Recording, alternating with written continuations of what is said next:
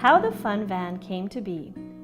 Once upon a time in Cochrane, Alberta, and if you don't know where that is, it's a cute little town nestled in the foothills of the Rocky Mountains, halfway between Calgary and Banff. There was a community centre where the people came to gather. There were parties, summer camps, dances, and community events. It was the heart of the town, and everyone was happy.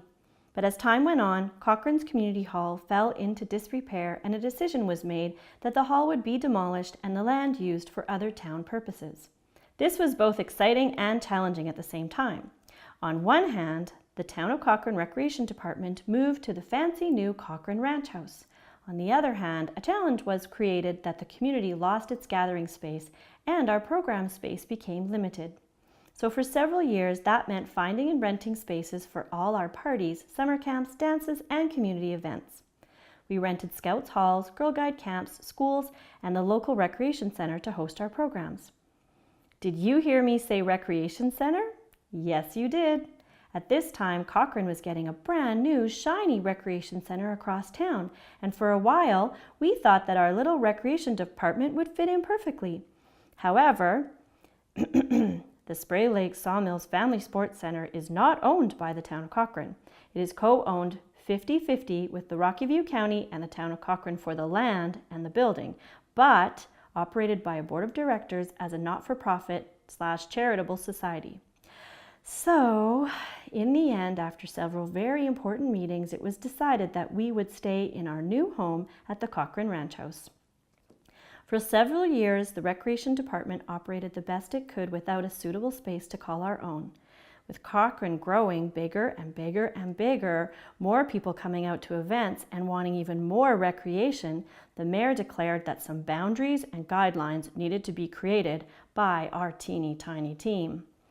Then one day we were in a meeting in 2008 and our community director Ian said, "Your teeny tiny team could get a part-time festival and event coordinator to help with the festival and event guidelines and maybe a decommissioned ambulance to use as an event cruiser. I could look into that for you." After the meeting, the ideas and the possibilities started flying about what this van possibly could be. Our first order of business was to decal the van and make it identifiable as ours.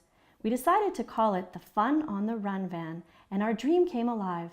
It has a lot of successes of going to events, parades, community events, Go Girl, and schools.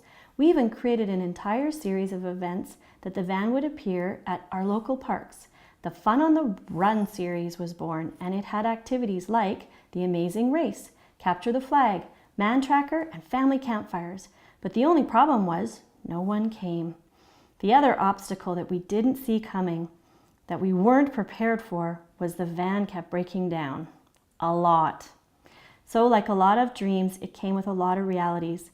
In the end, we ran out of patience, budget dollars, and creativity to keep our not so fun van, not so fun on the run van, on the road. We had to go back to the drawing board to find new and improved ways to honor our commitment to community outreach.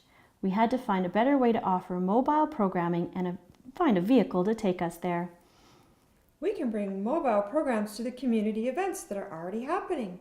We could be community spirit ambassadors bringing fun to the people. I know! We could arrive on site ready to engage the community with fun activities and modules and ready to enhance events in our community.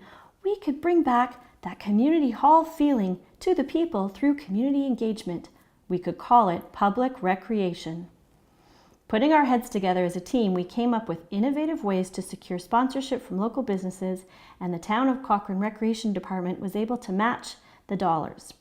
In spring of 2013, the shiny new, previously owned Fun Van came to life.